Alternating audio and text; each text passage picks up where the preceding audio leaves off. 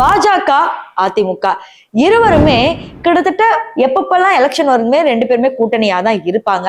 அவ்வப்போது ரெண்டு பேருக்குள்ள மாற்று கருத்துக்கள் இருந்தாலும் 2026 தேர்தல் அப்போ இவங்க ரெண்டு பேரும் கூட்டணியில இருக்க மாட்டாங்க அப்படிங்கிற மாதிரி பல பேர் சொன்னாலும் அதுக்கப்புறம் நாள் போக போக இவங்க இருவரும் நல்லா பேசிக்கிறது, அடிக்கடி அமித்ஷா சென்னைக்கு வர்றது, மோடிக்கு சென்னை வர்றது, சோ இந்த மாதிரி நிறைய விஷயங்கள் நடந்தப்போ ஓகே கண்டிப்பா கூட்டணி ஆட்சி இருக்க போகுது அப்படிங்கிற மாதிரி எதிர்பார்க்கப்பட்டுச்சு.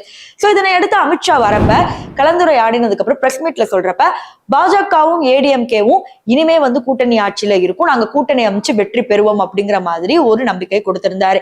இப்படி இருக்கிறப்ப இன்னைக்கு காலையில சட்டப்பேரவையில இருந்து வெளிநடப்பு செஞ்ச எடப்பாடி அவர்கள் செய்தியாளர்களை சந்திக்கும் போது திமுக பத்தி வழக்கம் போல பல குற்றச்சாட்டுகளை சொல்லியிருந்தாரு. நீங்களும் பாஜகவும் கூட்டணியில இருக்கீங்களா இல்லையா அப்படின்னு செய்தியாளர்கள் கேள்வி கேட்கும் போது நாங்க இருக்கோமா இல்லையான்றது இப்ப சொல்றதுக்குன்ற அவசியமே கிடையாது, நாங்க கூட்டணி ஆட்சி அமைக்க மாட்டோம், கூட்டணியில தான் இருப்போம் அப்படிங்கிற மாதிரி சொல்லியிருந்தாங்க.